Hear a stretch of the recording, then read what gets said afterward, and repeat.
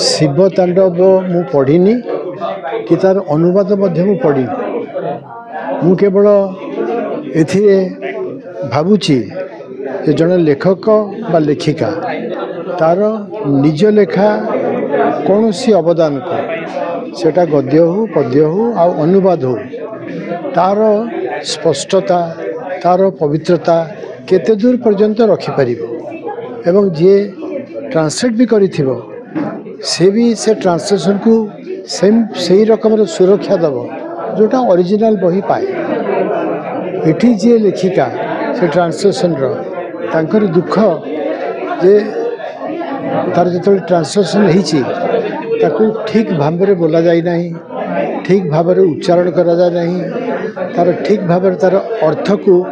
सामिल करा जाए ना अतएव सेटा गोटे ट्रांसलेशन प्रति अपमान कर एवं जमती गोटे लेखार निजर मूल्य अच्छी सेमती ट्रांसलेशन भी गोटे मूल्य अच्छी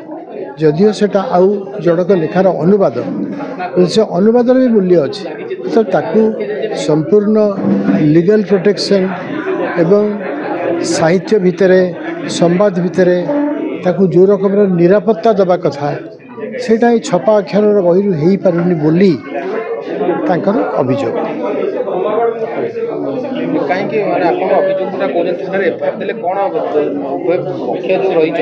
कौन आउ थोड़े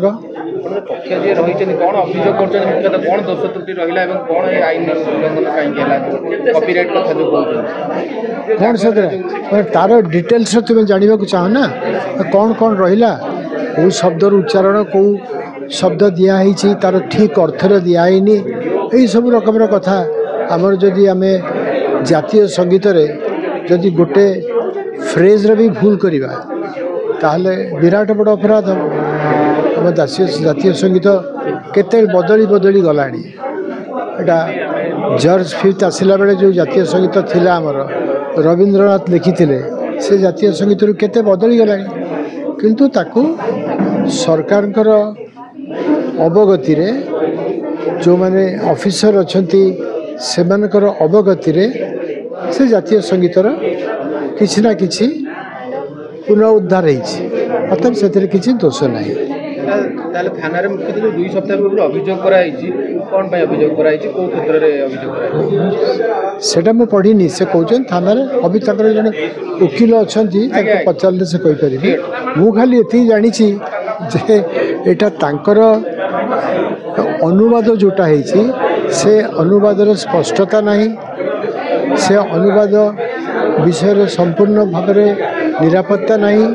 मतलब से अनुवाद को जहाँ कहते गोटे अपमानकर परिस्थिति